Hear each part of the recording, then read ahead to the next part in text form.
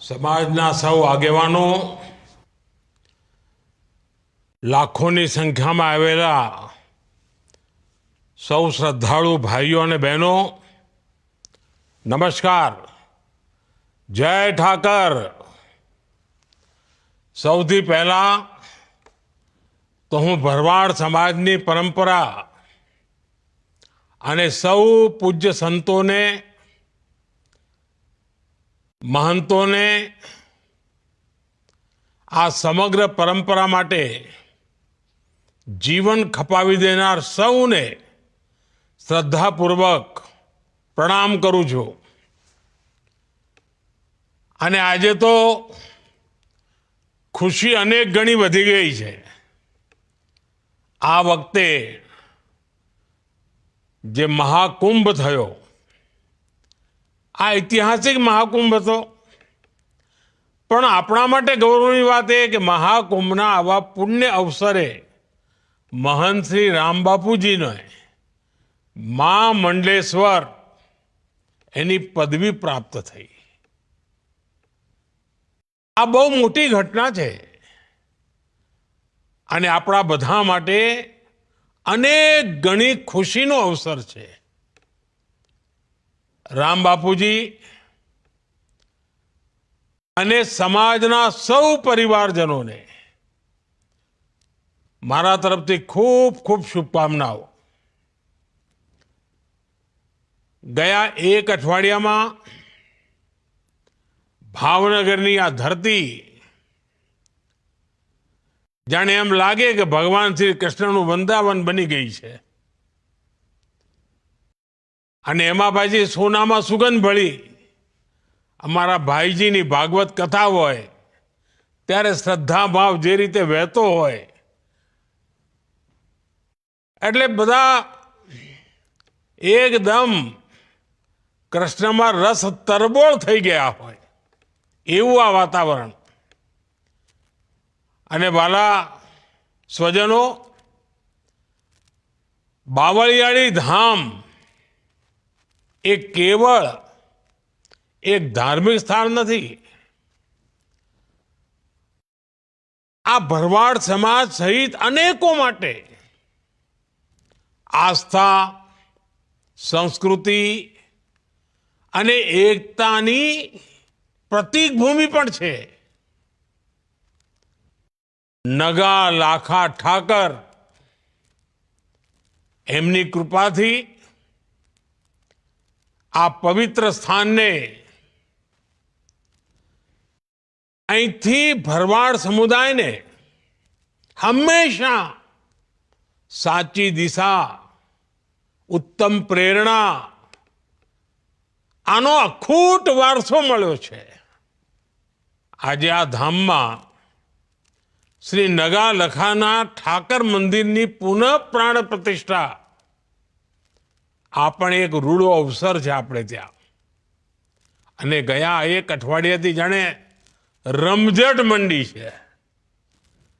અને સમાજનો જે ઉત્સાહ, ઉમંગ, ચારે તરફ વાહવાહી સાંભળું છું હું તો.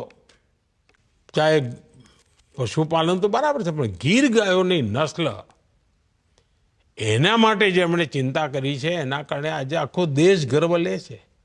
આજે દુનિયામાં ગીર ગાયની વાહવાહી થાય છે. મારા સ્વજન ભાઈ પરિવારજનો, હું અને તમે જુદા નથી, આપણે બધા સાથી છીએ. મને તો હંમેશા લાગ્યું છે કે હું તો તમારા જ માટે એક પરિવારના સદસ્ય તરીકે તમારી વચ્ચે રહ્યો છું હંમેશા. અને આજે બાવળિયાળી ધામ જે પરિવારજનો બધા આવ્યા છે, લાખો લોકો જ્યારે અહીં બેઠા છે, તો મને પણ થોડો તો હક તો ખરો ને. તો હું પણ આજે તમારી પાસે કંઈ માગવું છે અને આગ્રહ કરવાનો છું. અને મને ખાતરી છે તમે મને ક્યારેય નિરાશ નહીં કરો. જો આપણો દેશ હવે આમ આવી રીતે આપણે નથી રહેવું, આપણે એકદમ કૂદકો મારવાનો છે અને 25 વર્ષમાં વિકસિત ભારત બનાવીને જ રહેવું છે. હવે જો તમારી મદદ ના મળે તો મારું આ કામ અધૂરું રહી જાય. તો આખા સમાજે આ કામમાં જોડાવાનું છે. અને આપને યાદ હશે, મેં તો લાલ કિલ્લાથી કહ્યું હતું કે સૌનો પ્રયાસ, આ સૌનો પ્રયાસ એ જ આપણી સૌથી મોટી મૂડી છે. ભારતને વિકસિત ભારત બનાવવાનું એનો પ્રથમ પડાવ મારી દ્રષ્ટિએ આપણા ગામડાઓને વિકસિત કરવા જોઈએ. આજે પ્રકૃતિ અને પશુધનની સેવા એ તો આપણો સહજ ધર્મ છે. અને ત્યારે એક કામ આપણે ના કરી શકીએ. ભારત સરકારની એક યોજના ચાલે છે અને સંપૂર્ણપણે મફતમાં છે. ફૂટ એન્ડ માઉથ ડિસીઝ, આપણે ત્યાં એને ખુરપકા અને મુંહપકા એવી બીમારી તરીકે ઓળખતા હોઈએ છીએ. હવે એમાં લગાતાર વેક્સિન લેવી પડતી હોય છે તો આપણા પશુઓ આ બીમારીમાંથી બહાર આવી જાય. આ પણ કરુણાનું કામ છે. હવે સરકાર મફત વેક્સિન આપે છે. આપણે નક્કી કરીએ કે આપણા સમાજ પાસે જેટલું પણ પશુધન છે એને આ વેક્સિનેશન અવશ્ય કરાવીએ, નિયમિત કરાવીએ, તો આપણને ભગવાન શ્રી કૃષ્ણના નિરંતર આશીર્વાદ મળશે. આપણો ઠાકરિયો આપણી મદદમાં આવશે. અને અમારી સરકારે એક બીજું મહત્વનું કામ કર્યું છે. પહેલાં ખેડૂતો પાસે કિસાન ક્રેડિટ કાર્ડ હતું. હવે આપણે એ કિસાન ક્રેડિટ કાર્ડ પશુપાલકો માટે પણ એનો આપવાનું નક્કી કર્યું છે. આ કિસાન ક્રેડિટ કાર્ડના કારણે પશુપાલકો બેંકમાંથી ખૂબ ઓછા પૈસે, ઓછા વ્યાજે એમને પૈસા મળી શકે પોતાના કારોબારના વિસ્તાર કરવા માટે. ગાયોની દેશી નસલો એને વધારવા માટે થઈને, એના વિસ્તાર માટે, એના સંરક્ષણ માટે રાષ્ટ્રીય ગોકુળ મિશન પણ ચાલી રહ્યું છે.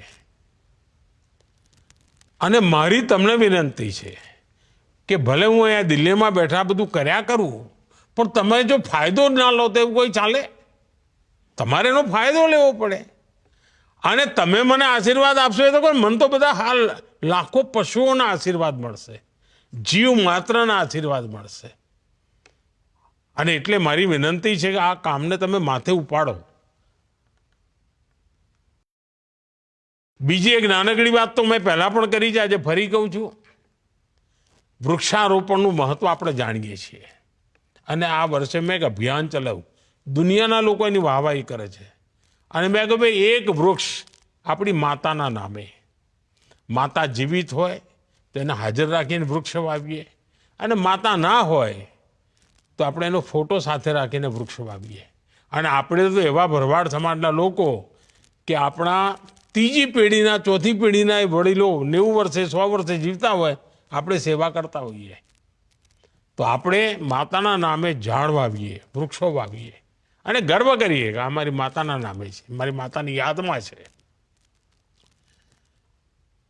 અને આપ જાણો છો, આપણી ધરતી માં એને આપણે કેટલી દુઃખી કરી મૂકી છે. પાણી કાઢ્યા કર્યા, તરસી કરી દીધી, કેમિકલ નાખ્યા કર્યા, એટલે ઝેર એના પર પાથરી કર્યું.